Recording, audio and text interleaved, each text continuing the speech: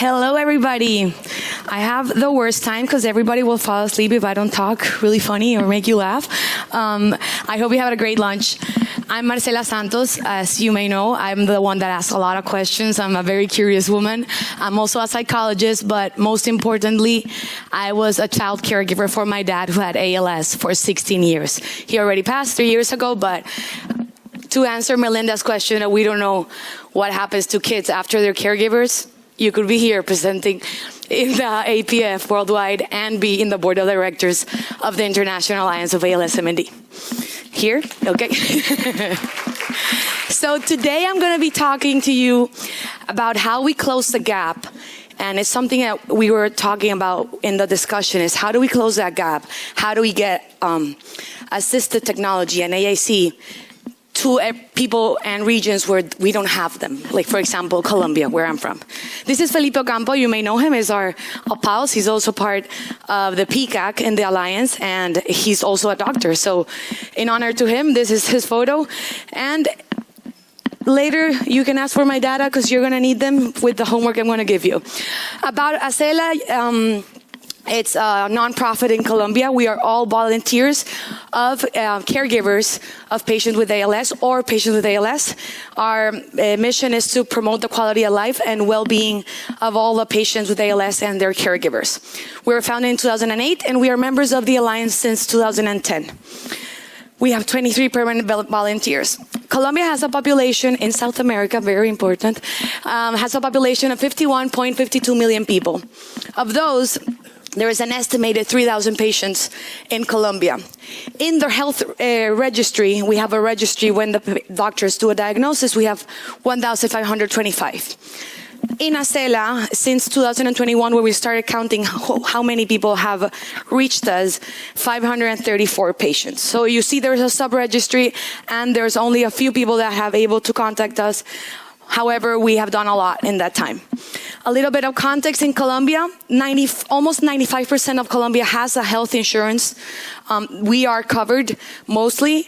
54.8% of the population belong to a subsidized regime, which means they don't have to pay anything to get health care, and they get the same benefits as the people that are in the contributive regime, which is the people that pay a monthly payment, and they also pay a copay whenever they access anything in the system.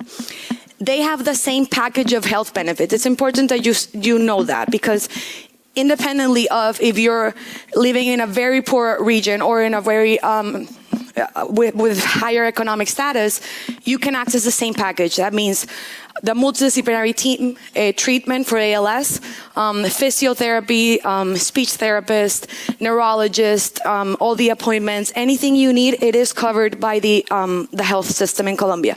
However, eye gaze and voice banking, among other augmentative communication methods, are not covered by that health benefits package.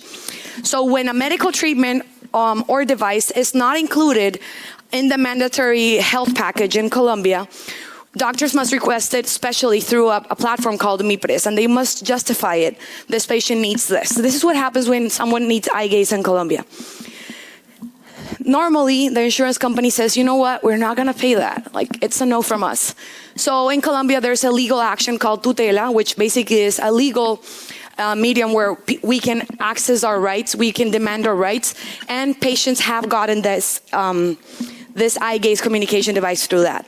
However, speech therapists in Colombia know little about ALS, and they know even less about voice banking, eye gaze, and all the alternative methods, more than the board, as you see in that photo. That is my dad. He's saying, let me see. I'm writing. Oh, this was his last day before he died. He said, I'm writing, just remember the good times we have when you were our children, so when we were kids. So this was my dad's communication method, and it's the most common, the one we use in Colombia. We are prepared in case of an emergency and a power outage.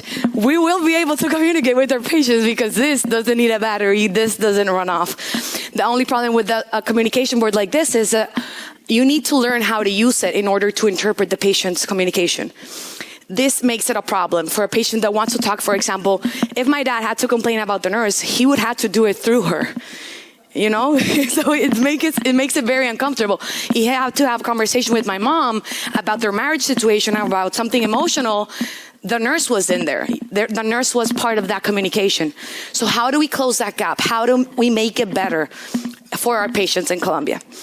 In Acela, we do legal support. We did a strategic alliance with a university.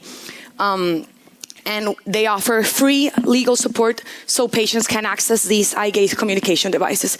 However, it takes time, it takes effort, and we were thinking, okay, what's the situation in Colombia besides that? How's the voice banking? And I had an amazing conversation with John Costello earlier. We're going to work together.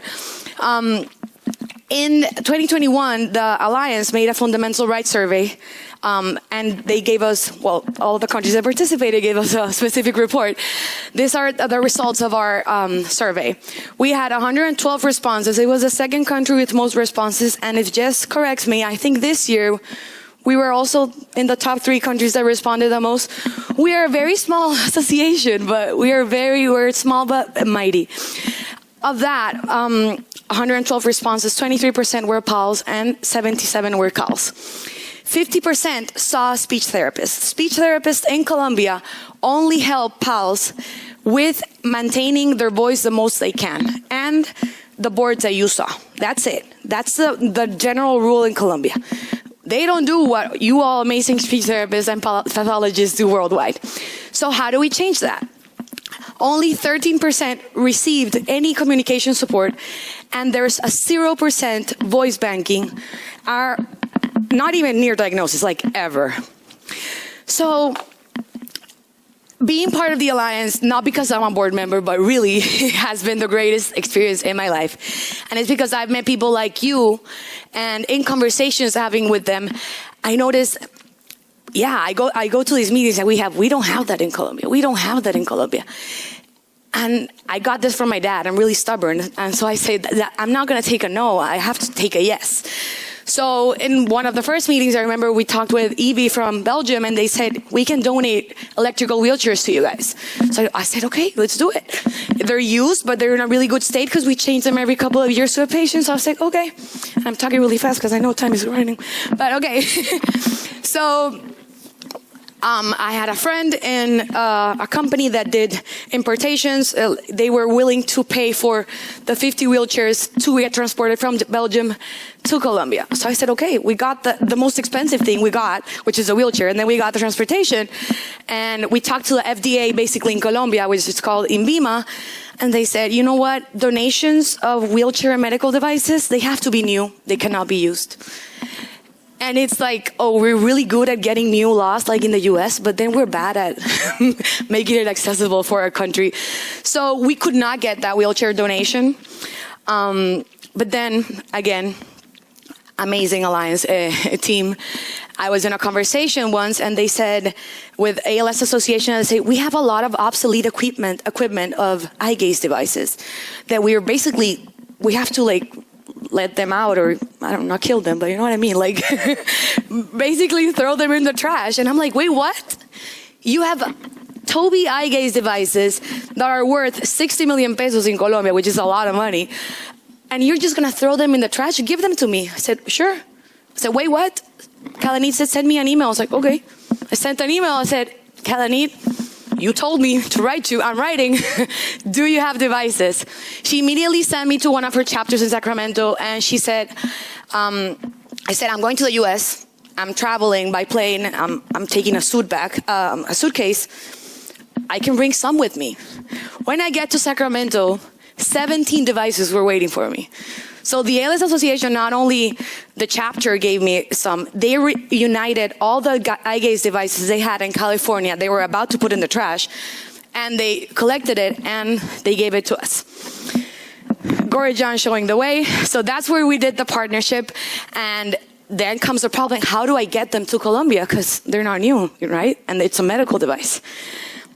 So that's when you start thinking about who your friends are. And, and I had another friend that does importations in Colombia, shipments, and when you need to buy a computer or house things. And I told him, we need to get that in Colombia. Like, I can only take 6 in my bag. My mom can take 6, but we still have more that we need to send to Colombia. And he said, show me a photo of what you're bringing. I said, it's a computer, basically. He said, I don't need to put it's a medical device. I'll just say it's a computer. It's a home device. I was like, that's a great idea. So this was the solution that we managed to have. Fortunately, we had no problem. This is actually a photo I took on the flight because it was beautiful. And I said, we are doing this. I mean, I hope I don't get any problem. Like when I get inside the country, they're going to ask me, why are you bringing 6 computers? Fortunately, they were different. There's a law in Colombia that you can bring 5 products of the same, 5 things of the same product. Fortunately, they were different Tobii Dynavox, so I didn't have 5, more than 5. So it was great. And here it is when we received 17, actually, the first time we received them. Ta-da! So thanks to that alliance and the ALS Association's generous donation, we have actually done this twice. We have more than 20 devices at no cost. We are closing the gap, guys. And this is the most important message that I want to leave you. There's no reason why everybody in the world should get the best treatment possible or the best technology possible when we can work around the rules that are telling us we can't. And yes, we can. So we have amazing testimonies of patients that are now communicating that had stopped talking for years, and they are now saying what they want, what they don't want. They are even writing a book. I have a patient that wrote a book with the eye gaze device that he got. So this is actually our president, Orlando, which you saw in the inaugurational video. He was the one that talked at last of the video. And now he uses a Tobii device so he can talk to anybody. And he's in the PCAC as well and in the ITAC project we're doing. We have given them back their ability to communicate, their identity, their liberty, and their independence. As I said, we're small but mighty. And Colombia, although we are very small, if you have been in the meetings these 4 days, we've been mentioned at least once a day. And not just because I ask a lot of questions, but really, we are trying to get in every project there is worldwide. So if you have any obsolete devices that you want to donate, because there's a long waiting list of more than 40 patients in Colombia. And if you have obsolete eye gaze devices or similar AAC, come to me. I'll help you with that. I mean, I can travel to where you guys are, and I can bring that back to Colombia.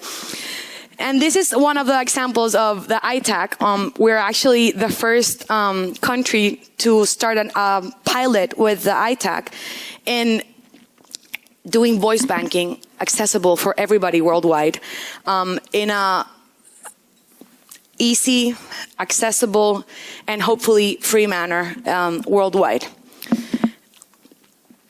So I just want to close with, in order to close the gap, we need to engage in collective action.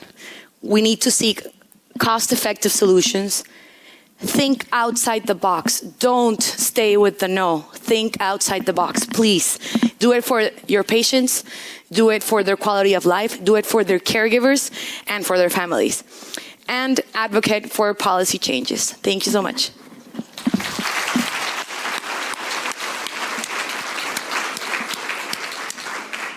Oh my goodness, thank you. Thank you, thank you. And just for the record, Sarah said I spoke fast. I did my best. You were brilliant. You were brilliant. And I think, from the session before, where I was also talking about that, what keeps you up at night? Where are the gaps? This is an absolutely miraculous example of passion that closed a gap. And I absolutely take my hat off to you. And we have some time. We have a couple of questions if anyone has a question. I finished early, by the way. Yeah, I know, you did. Look at that. Look, I even had the timer going. You've got 33 seconds. Sarah has a question. Of course, I have a question for you, Marcela.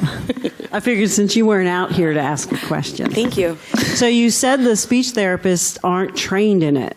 So who's doing the training then for the people using the devices? That's a very good question, which I forgot to mention.